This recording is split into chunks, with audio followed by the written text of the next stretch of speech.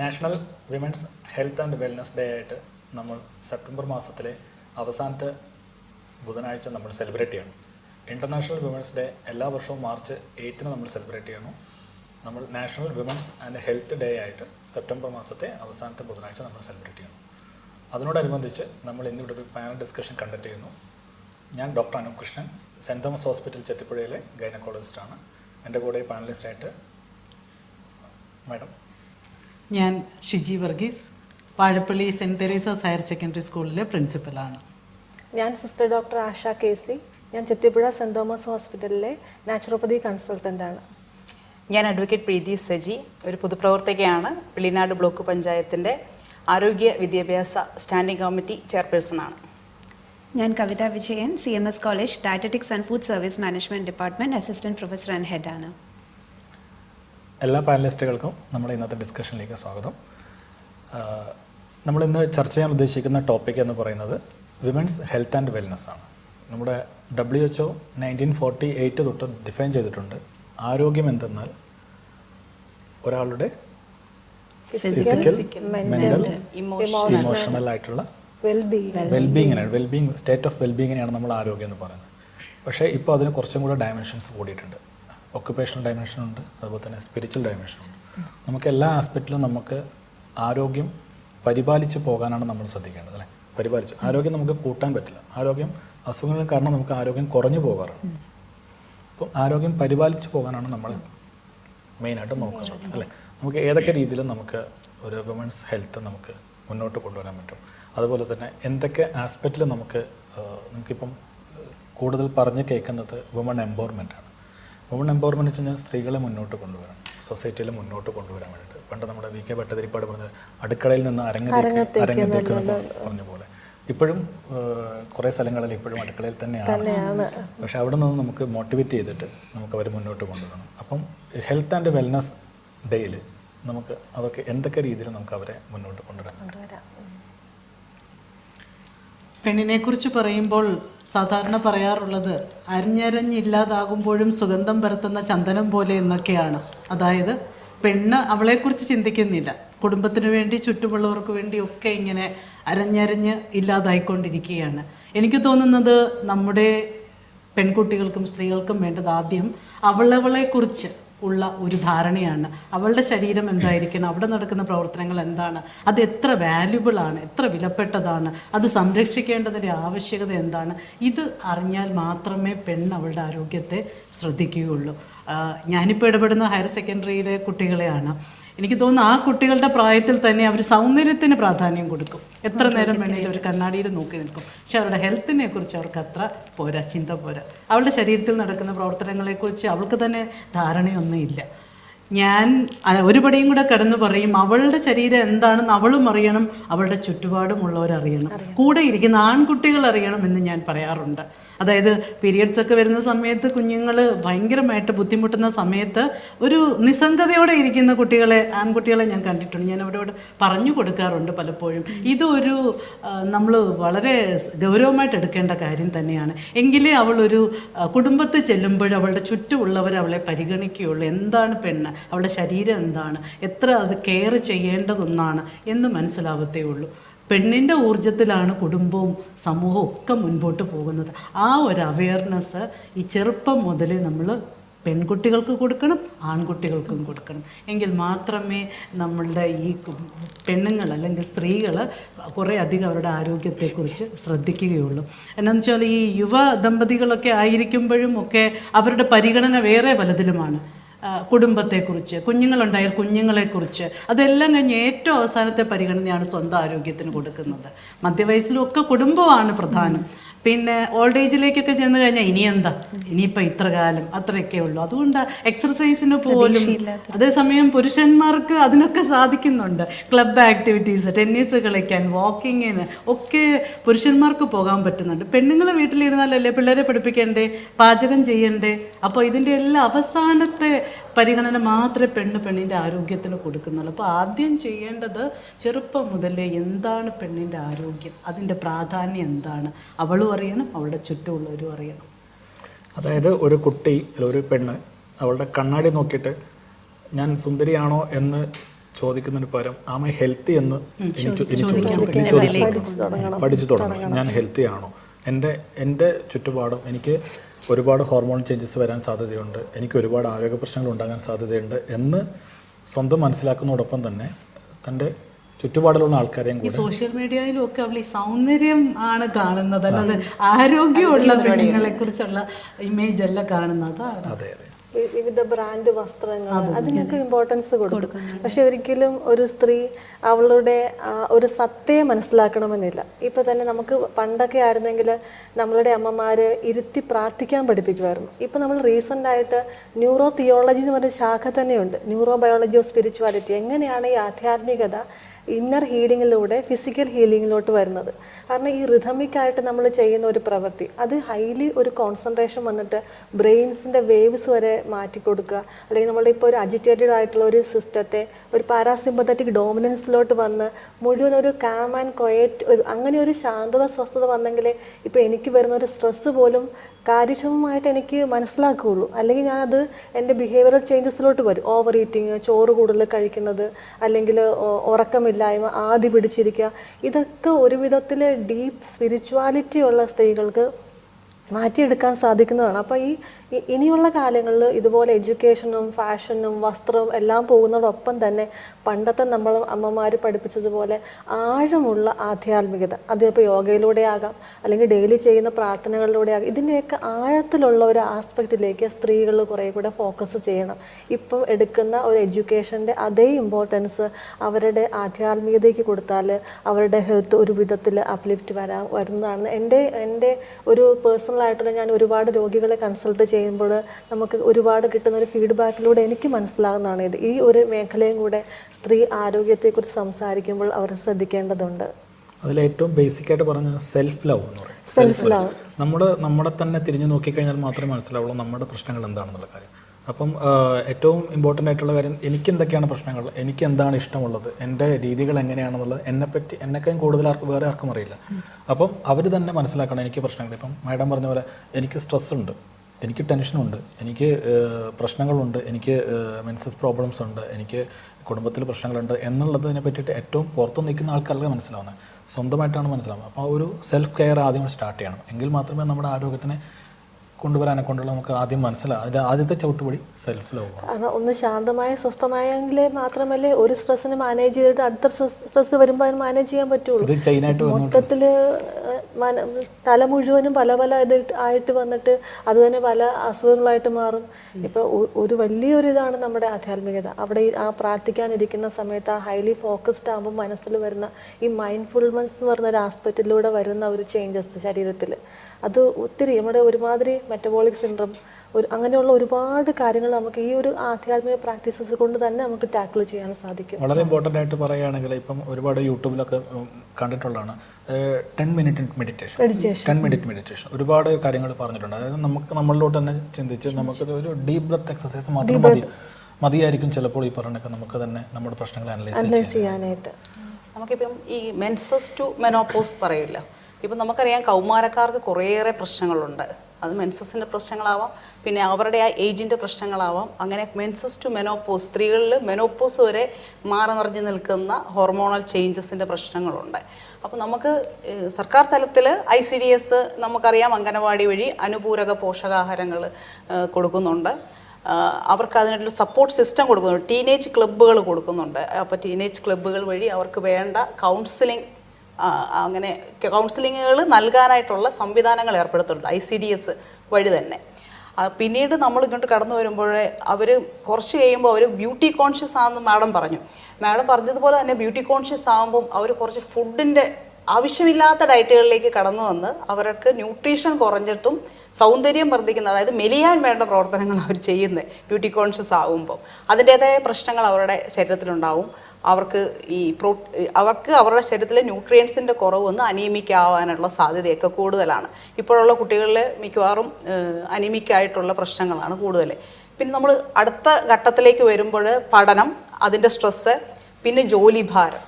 ഇപ്പം നമ്മളെ ലേറ്റസ്റ്റ് ആയിട്ട് നമ്മുടെ സമൂഹത്തിൽ എത്തി നിൽക്കുന്ന സംഭവം നമുക്കറിയാം. റീസെൻ്റായിട്ട് നമ്മുടെ കൊച്ചിയിലെ അന്നയുടെ മരണം ആയിട്ട് ബന്ധപ്പെട്ടാണ്. ഹൃദയാഘാതം മൂലമാണ് അന്ന മരിച്ചത്.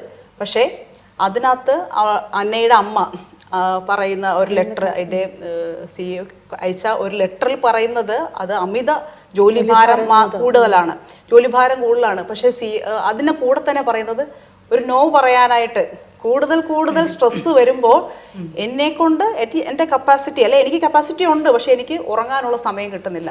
അപ്പം ഉറക്കത്തിനുള്ളതും ആ സ്ട്രെസ് റിലീഫിനുള്ളതും ആയിട്ടുള്ള സൗകര്യങ്ങൾ കോർപ്പറേറ്റ് കമ്പനികളിൽ ഇല്ല എന്നുള്ളൊരു സത്യമാണ് നമുക്കിവിടെ ബോധ്യമാകുന്നത്. അപ്പോൾ ആ ഒരു അന്നയുടെ മരണത്തിലൂടെയെങ്കിലും നമുക്ക് ആ ഒരു സത്യം ബോധ്യമായി. കോർപ്പറേറ്റ് മേഖലയിൽ മാത്രമല്ല, ഓരോ മേഖലയിലും ഓരോരോ രക്തസാക്ഷികൾ വന്നെങ്കിൽ മാത്രമേ ഉള്ളൂ ഈ സ്ട്രെസ് റിലീഫ്, പ്രത്യേകിച്ചും സ്ത്രീകളുടെ തൊഴിലിടങ്ങളിലുള്ള പ്രശ്നങ്ങൾ ഈ സമൂഹം ഫോക്കസ് ചെയ്യണം. അപ്പോൾ സ്ട്രെസ് റിലീഫിനുള്ള കാര്യങ്ങൾ സ്ത്രീ എന്ന പരിഗണന കൊടുത്തേ തീരൂ. തുല്യത കിട്ടുന്നത് വരെ നമ്മൾ ആ പരിഗണനയ്ക്ക് അർഹരാണ്. അതുകൊണ്ട് തന്നെ അന്നയുടെ മരണം ഒരു പാഠമാണ്. ഹൃദ്രോഗം മൂലമാണ് അന്ന മരിച്ചതെന്ന് നമുക്കറിയാം. അപ്പം ആ ഹൃദ്രോഗത്തിലേക്കുള്ള വഴി തെളിച്ചത് സ്ട്രെസ്സും ഉറക്കക്കുറവും ഹാർഡ് വർക്കുമാണ്. അപ്പം ആ രീതിയിൽ തൊഴിലിടങ്ങളിൽ സ്ത്രീകൾക്കുണ്ടാകുന്ന ഇത്തരം പ്രശ്നങ്ങൾ നമ്മൾ സമൂഹം ഇനിയെങ്കിലും ഫോക്കസ് ചെയ്ത് ആ സ്ട്രെസ്സ് കുറയ്ക്കാനുള്ള, അവർക്ക് ഒരു കരുതൽ അവിടെയും കിട്ടാനുള്ള നടപടികളിലേക്ക് നമ്മൾ നടന്ന് കയറണം. പിന്നീട് വരുന്ന കാര്യങ്ങളാണ് കുടുംബം, ജോലിഭാരം, ജോലിയും കുടുംബവും, അത് കുഞ്ഞുങ്ങളും, ഇതെല്ലാം ഡീൽ ചെയ്യും. പക്ഷെ ഒരിക്കലും തന്റെ ആരോഗ്യത്തെ കുറിച്ച് ശ്രദ്ധിക്കുന്നില്ല. ഒരു നോ പറഞ്ഞിട്ട് അവളെ കുറിച്ചൊന്ന് ഫോക്കസ് ചെയ്യുന്നില്ല. എന്നാ ഭർത്താവ് എക്സസൈസ് ചെയ്തോ, ബ്ലഡ് പ്രഷറോ ഷുഗറോ കൂടുതലുണ്ടോ ശ്രദ്ധിക്കും. എൻ്റെ കാര്യം എന്താണെന്ന് ശ്രദ്ധിക്കുന്നില്ല. ഞാൻ എക്സസൈസ് ചെയ്യുന്നുണ്ടോ എന്ന് നോക്കുന്നില്ല. ഞാൻ ഡയറ്റ് ചെയ്യുന്നുണ്ടോ, അല്ലെങ്കിൽ ഫുഡ് കൺട്രോൾ, ഈ പറഞ്ഞ പോലെ അടുക്കളയിലെ എല്ലാ പ്രശ്നങ്ങളും ഡീൽ ചെയ്ത് കുട്ടികളുടെ പ്രശ്നം, ബാക്കി വരുന്ന ഫുഡ് മുഴുവൻ ഞാനാണ്, എൻ്റെ ശരീരത്തിലാണ് സ്റ്റോർ ചെയ്യുന്നത്. അപ്പം ആ ഒരു പ്രശ്നങ്ങൾ, എന്നെക്കുറിച്ച് സെൽഫ് കെയർ ഇല്ല. സാറ് പറഞ്ഞ പോലെ തന്നെ സെൽഫ് ലവ് ഉണ്ട്, സെൽഫ് കെയർ ഇല്ല.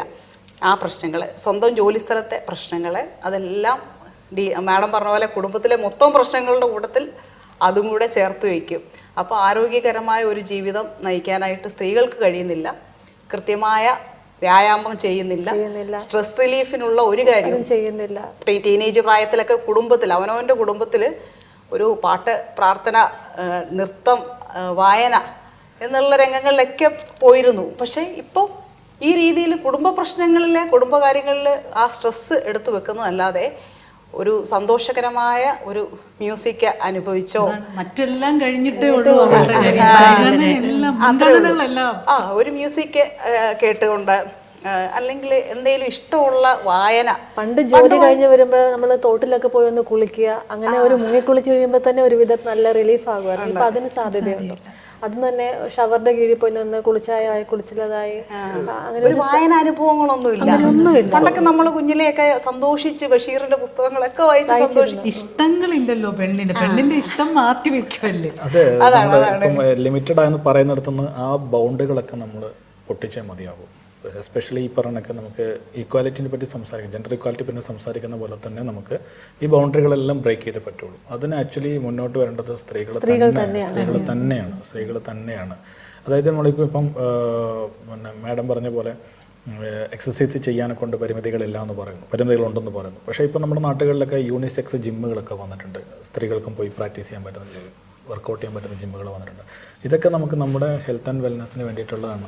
അതുപോലെ തന്നെ എല്ലാ മൾട്ടി സ്പെഷ്യാലിറ്റി ആശുപത്രികളോട് ചേർന്ന് നമ്മൾ യോഗ സെന്ററുകളുണ്ട്. അവിടെയൊക്കെ പോയി കഴിഞ്ഞാൽ നമ്മൾ കൃത്യമായിട്ട് പഠിപ്പിച്ചു കൊടുക്കുന്നുണ്ട്. പക്ഷേ ഇതിനൊക്കെ എല്ലാവരും പറയുന്ന ഒരു ജസ്റ്റിഫിക്കേഷൻ, ഒരു ന്യായീകരണം എന്ന് പറയുന്നത് എനിക്ക് സമയം കിട്ടുന്നില്ല.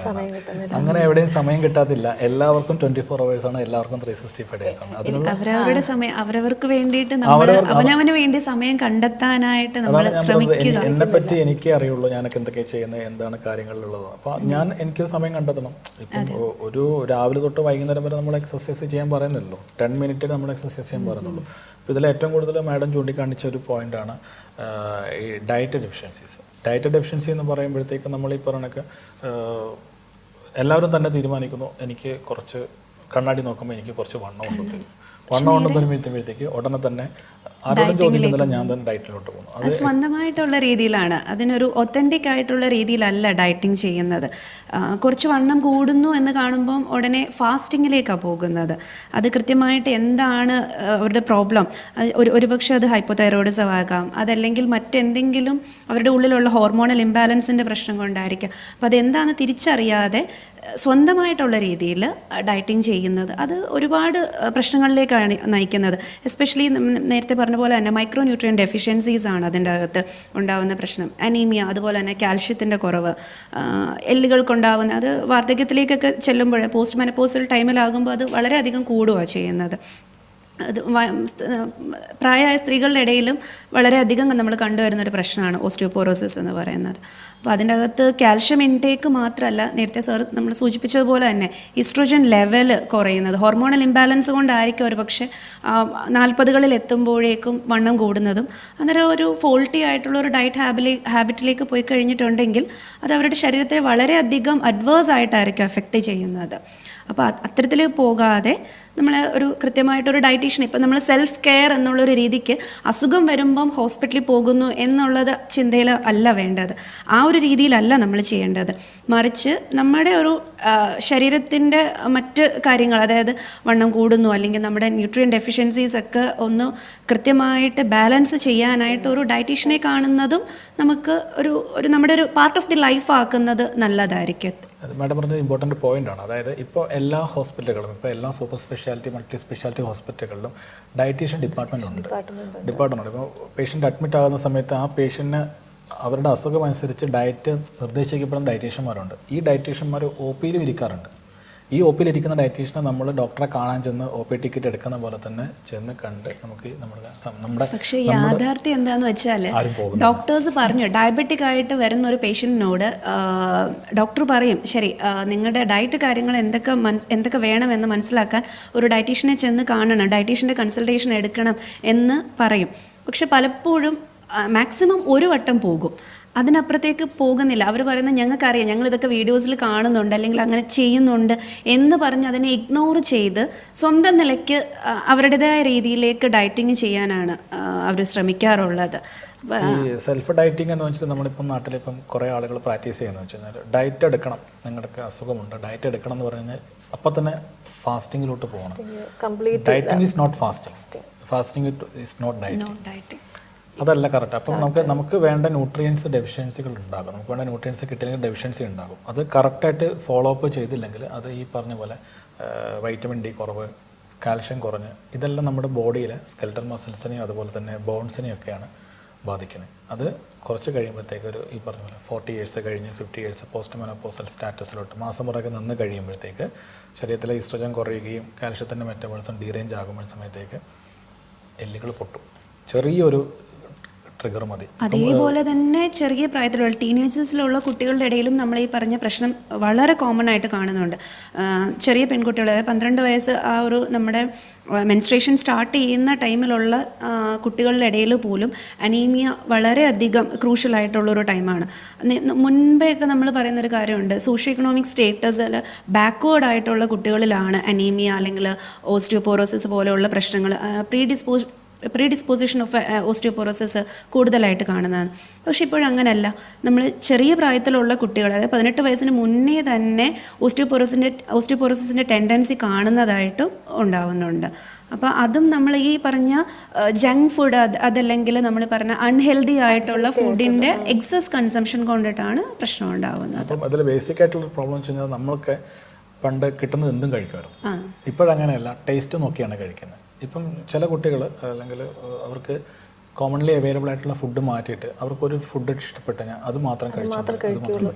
ഇപ്പം ഈ ടെക്കികളെ പറ്റിയൊക്കെ പറഞ്ഞുകൊണ്ടിരുന്നു കഴിഞ്ഞാൽ ഇൻഫോപോർക്കൽ വർക്ക് ചെയ്യുന്ന അവരുടെ ഡയറ്റ് ഷെഡ്യൂൾ ലോഗിൻ ചെയ്യുന്ന ടൈം അനുസരിച്ച് വെച്ചാൽ അപ്പോൾ അവർക്ക് പ്രോപ്പറായിട്ടുള്ള 3 ടൈംസ് മീൽ മാത്രം കഴിക്കാൻ പറ്റില്ല. അവരുടെ സ്ലീപ്പ് ഡിസ്റ്റർബഡ് ആകുന്നു. സ്ലീപ്പ് ഡിസ്റ്റർബ് ആയിക്കുമ്പോൾ നമ്മളെ അപ്പറ്റേറ്റ് മാറും, വിശപ്പ് മാറിക്കഴിയുമ്പോഴത്തേക്ക് ഇവർക്ക് കിട്ടുന്ന എന്താണ് ഫുഡ്. ചിലപ്പോൾ അവർ ഒരു നേരം ഒരു ചോക്ലേറ്റ് ബാർ ആയിരിക്കും കഴിക്കുക, ഒരു കോഫി ആയിരിക്കും കഴിക്കുക. ഈ കോഫി കഴിക്കുമ്പോൾ എന്ത് പറ്റുമെന്ന് വെച്ച് കഴിഞ്ഞാൽ നമുക്ക് കുറേ നേരത്തേക്ക് നമ്മൾ ചാർജ് ആവും, നമ്മൾ ഉറക്കമില്ലായ്മ. അപ്പോൾ നമുക്ക് കമ്പ്യൂട്ടർ വർക്ക് ചെയ്യുന്ന പോലെ തന്നെ ഫുൾ ടൈം ഓൺ ആയിട്ടിരിക്കാൻ പറ്റും. നമ്മുടെ ഈ കേരളത്തിലെ സ്ത്രീകളെ കാർബോഹൈഡ്രേറ്റ് കൂടുതൽ ഉപയോഗിക്കുന്നവരാണ്. അതുകൊണ്ട് തന്നെ ജീവിതശൈലി രോഗങ്ങൾ മിക്കവാറും എല്ലാവർക്കും ഉണ്ട്. ഷുഗറും പ്രഷറും ഇല്ലാത്ത ആൾക്കാർ വളരെ കുറവാണ്. പക്ഷെ ഒരു പ്രായത്തിൽ നമ്മൾ കുറേയൊക്കെ ഇതെല്ലാം ഇഗ്നോർ ചെയ്യും. അത് കൺട്രോളിൽ നിർത്തുക എന്നുള്ള ഒരു നമ്മളുടെ ഡ്യൂട്ടി അത് മറന്നു പോകും. നമ്മളുടെ ആരോഗ്യം നഷ്ടപ്പെടാൻ തുടങ്ങിയ ശേഷമാണ് പിന്നെ നമ്മൾ അത് നിലനിർത്താനായിട്ടുള്ള ഓട്ടമാണ്. അപ്പോഴത്തേക്കും എന്തെങ്കിലുമൊക്കെ നമ്മളെ ഓർഗൻസ് ഒക്കെ നമുക്ക് പിടിമുറുക്കി. എക്സസൈസ് ആയിട്ട് കഴിക്കുന്നു എന്നുള്ളത് മാത്രമല്ല, കഴിച്ചതിന് ശേഷം നമ്മുടെ പ്രോപ്പറായിട്ടൊരു എക്സസൈസ് ഇല്ല. എക്സസൈസ് ആയിട്ട് കഴിക്കുന്നു, നമ്മുടെ ഉള്ളിൽ ഒരുപാട് കലോറി എത്തുന്നു, ആ കലോറിയെ ബേൺ ചെയ്യാനായിട്ട് തക്കതായിട്ടുള്ള ഫിസിക്കൽ ആക്ടിവിറ്റീസ് ഒന്നും തന്നെ ഇല്ല. ഇപ്പം നമ്മുടെ ഒരു ലൈഫ് സ്റ്റൈൽ തന്നെ മാറിയോ? അപ്പം നേരത്തെ ആണെങ്കിൽ നമ്മൾ പറയും പല കാര്യങ്ങൾക്കായിട്ട് ഇപ്പോൾ നമ്മളെല്ലാവരും വാഹനം ഉപയോഗിക്കുന്നു, അല്ലെങ്കിൽ സ്റ്റേഴ്സ് കയറാനായിട്ട് പകരത്തിന് ലിഫ്റ്റ് ഉപയോഗിക്കുന്നു. അങ്ങനെ എല്ലാത്തിനും നമുക്കതിനെ ഈസി ചെയ്യാനായിട്ട് മറ്റു കുറേ വഴികളുണ്ട്. സോ എല്ലാവരും അത് പ്രിഫർ ചെയ്യുന്നു. അപ്പം അതിനാണ് നമ്മൾ പറയുന്നത് പഴയ രീതികളിലേക്ക് കുറച്ചെങ്കിലും പുറകോട്ട് പോകണം. അതെ അതെ, പക്ഷെ കുറേ ട്രഡീഷണൽ മെത്തേഡ്സിലേക്ക് തിരിഞ്ഞു നോക്കണം. നഗരങ്ങളിൽ ജിംനേഷ്യങ്ങളുണ്ട്. ഇപ്പം സാറ് പറഞ്ഞ പോലെ തന്നെ ഇപ്പം സ്ത്രീ പുരുഷ വ്യത്യാസം ഇല്ലാതെ വനിതകളും ജിം ഉപയോഗിക്കാൻ തുടങ്ങിയിട്ടുണ്ട്. അതിൻ്റെ വ്യത്യാസം നമ്മൾ കാണുന്നുമുണ്ട്. പക്ഷെ ഗ്രാമങ്ങളിലൊന്നും അത്രയും എത്തിയിട്ടില്ല. പക്ഷെ ഞാൻ പറയുന്നത് ഈ നടത്തക്കൂട്ടങ്ങൾ പ്രോത്സാഹിപ്പിക്കണം. സ്ത്രീകളുടേതാണേലും പുരുഷന്മാരുടേതാണേലും നടക്കാൻ ആർക്കും ആരുടെയും അനുവാദവും സമ്മതവും ഒന്നും വേണ്ട. രാവിലെയും വൈകിട്ടും ഒക്കെ അവനവൻ്റെ സമയം മാറ്റി വെച്ച് ഒരു ഗ്രൂപ്പ് അത് ക്രിയേറ്റ് ചെയ്യണം, ഒരു സുഹൃത്ത് വലയം ഉണ്ടാക്കണം. അതൊക്കെ ജീവിതത്തിൽ സ്ത്രീകൾക്കൊരു എനർജിയാണ്. ഓരോ ദിവസവും ഉണർന്നെഴുന്നേറ്റ് ആ ഒരു സംസാരിക്കുമ്പോൾ ഉള്ള സ്ട്രെസ് റിലീഫ്, അത് അവനവൻ്റെ സൗകര്യം പോലെ ഒരു ഫ്രണ്ട്ഷിപ്പ് ഗ്രൂപ്പ് ക്രിയേറ്റ് ചെയ്യുക, നടക്കുക, 1 മണിക്കൂർ സമയം വെളുപ്പിനെ നടക്കാൻ പോവുക, അല്ലെങ്കിൽ ഈവനിങ് വോക്ക് ചെയ്യുക. അതൊക്കെ ഈ പറഞ്ഞ പോലെ സ്ത്രീകൾക്ക് അവനവൻ്റെ ആരോഗ്യത്തിന് വേണ്ടി കുറച്ച് സമയം മാറ്റിവെക്കുക.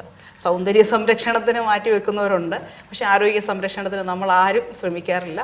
പക്ഷേ ഇനിയുള്ള കാലഘട്ടത്തിൽ നമ്മളുടെ ആരോഗ്യം വിലപ്പെട്ടതാണെന്ന് മനസ്സിലാക്കി നമ്മൾ എക്സസൈസിന് പ്രാധാന്യം കൊടുക്കുക. അതിൻ്റെ അകത്ത് മാം പറഞ്ഞ പോലെ നമ്മൾ ആരോഗ്യം ഉണ്ടെങ്കിൽ അത് ഓട്ടോമാറ്റിക്കലി സൗന്ദര്യത്തിലേക്ക് എത്തും. സൗന്ദര്യത്തിന് പിന്നാലെ നമ്മൾ പോകുമ്പോൾ നമ്മുടെ ആരോഗ്യം നശിക്കുകയാണ് ചെയ്യുന്നത്. ആരോഗ്യമാണ് നമ്മുടെ സൗന്ദര്യം. അതാണ് ഇത് പണ്ട് നമ്മുടെ കേട്ടുപഴച്ചൊരു ക്വസ്റ്റ്യൻ ആയിരുന്നു. പണ്ട് എല്ലാവരും മമ്മൂട്ടിയോട് ചോദിക്കുമായിരുന്നു, മമ്മൂട്ടിയുടെ സൗന്ദര്യത്തിന്റെ രഹസ്യം. മമ്മൂട്ടി അതൊരു ചിരിയിലൂടെ ഒതുക്കി കളയാറുണ്ട്. പക്ഷേ കുറച്ച് നാളെ ശേഷം നമുക്ക് മനസ്സിലായി അതൊരു തപസ്സാണ്. അതൊരു സെൽഫ് കൺട്രോൾ, ഒരു തപസ്സാണ്. തപസ്സെന്ന് വെച്ച് കഴിഞ്ഞാൽ നമുക്കൊരു constant motivation and follow up ഉണ്ടെങ്കിൽ മാത്രമേ നമുക്കത് അച്ചീവ് ചെയ്യാൻ പറ്റുള്ളൂ. ഇപ്പം നമ്മളിപ്പം ആരോഗ്യ മാസികകളിലും അതുപോലെ തന്നെ TV ഷോകളിലും റേഡിയോയിലൊക്കെ ഡോക്ടറോട് ചോദിക്കാം, അല്ലെങ്കിൽ ഡോക്ടേഴ്സിന് ഇൻ്റർവ്യൂ, കുറേ ഡോക്ടേഴ്സ് ചെയ്യുന്ന ആർട്ടിക്കിൾസ്, ഇതിനകത്തൊക്കെ ഒരു ഡോക്ടർമാരും മെഡിസിൻസ് പ്രിസ്ക്രൈബ് ചെയ്യാറില്ല, ആരും ചെയ്യാറില്ല. അവർ നിർദ്ദേശങ്ങൾ മാത്രമേ തരാറുള്ളൂ, ഹെൽത്ത് ടിപ്സുകൾ മാത്രമേ തരാറുള്ളൂ. ഈ ഹെൽത്ത് ടിപ്സിൻ്റെ കൂടെ 2 കാര്യങ്ങൾ പറയും. ഒന്ന്, ചിട്ടയായ വ്യായാമവും അതുപോലെ തന്നെ കൃത്യമായ ആഹാരം. ഈ 2 സാധനങ്ങൾ നമ്മൾ ഫോളോ ചെയ്യില്ല. ഈ ഫോളോ അപ്പ് ഇല്ലാത്തടത്തോളം കാലം നമുക്ക് ബുദ്ധിമുട്ടാണ്. ഞാൻ ഈ ജിമ്മിൻ്റെ കാര്യം സ്ട്രെസ് ചെയ്ത് പറയാനുള്ള കാര്യം വെച്ച് കഴിഞ്ഞാൽ, ഇപ്പം നമ്മളൊരു പേഷ്യനോട് പറയുന്നു, അല്ലെങ്കിൽ പിന്നെ നിങ്ങൾക്ക് ആരോഗ്യത്തോടെ ഇരിക്കാൻ വ്യായാമം ചെയ്യണം, സ്ഥിരമായിട്ട് വ്യായാമം ചെയ്യണം. ആദ്യത്തെ ദിവസം രാവിലെ എണീറ്റ് ഓടും, 2ാമത്തെ ദിവസം ഓടും, 3ാമത്തെ ദിവസം മഴയെന്ന് പറഞ്ഞ് കിടക്കും, 4ാമത്തെ ദിവസം വയ്യാന്ന് പറഞ്ഞ് കിടക്കും, ഉറക്കം ശരിയാവുന്നില്ല എന്ന് പറഞ്ഞ് കിടക്കും. നമ്മൾ തന്നെ കുറേ റീസൺസ് കണ്ടുപിടിക്കും ഇത് ചെയ്യാതിരിക്കാനൊക്കെ. അതാണ് ഒരു പ്രശ്നം വരുന്നത്. അപ്പോൾ അതിന് കറക്റ്റ് ഒരു ഫോളോ അപ്പ് ഉണ്ട്. ഇപ്പോൾ നമ്മൾ ജിമ്മിൽ പോകുകയാണെങ്കിൽ നമ്മളവിടെ കാശ് കൊടുത്താണ് പോകുന്നത്. 2 ഇൻസ്ട്രക്ടർ നമ്മളെ ഫോളോ ചെയ്യും. 3ാമത്തത് ഇത് ചെയ്തില്ലെങ്കിൽ ശരിയാകില്ല എന്നൊരു അവബോധം കൂടെ നമുക്ക് വന്നു. അത് എല്ലാവർക്കും ഇപ്പോഴത്തെ രീതിയിൽ കണ്ടുവരുന്നതെന്ന് പറഞ്ഞാൽ പ്രിവെൻഷൻ അല്ല ചെയ്യുന്നത്. ഒരു ഡിസീസിൽ എത്തിക്കഴിഞ്ഞു, ലൈക്ക് ഫാറ്റി ലിവർ വന്നു, അല്ലെങ്കിൽ ഡയബറ്റിക് ആയി, കൊളസ്ട്രോൾ കൂടി, ഒരു ക്രിയാറ്റിൻ കൂടി, അങ്ങനെ എന്തെങ്കിലും ഒരു കണ്ടീഷൻ എത്തിക്കഴിയുമ്പോഴാണ് ശരി ജിമ്മിലേക്ക് പോകാം, അല്ലെങ്കിൽ ഡോക്ടർ പറയുന്നു ക്രിട്ടിക്കൽ സ്റ്റേജിലേക്ക് പോകുവാണ് എന്ന് പറയുമ്പോൾ മാത്രമേ അവർക്ക് ആ ഒരു സ്ട്രൈക്ക് ചെയ്യുന്നുള്ളൂ. അതിൽ എനിക്കൊരു കാര്യം പറഞ്ഞു വെച്ചാൽ, നമ്മുടെ body it's like A machine.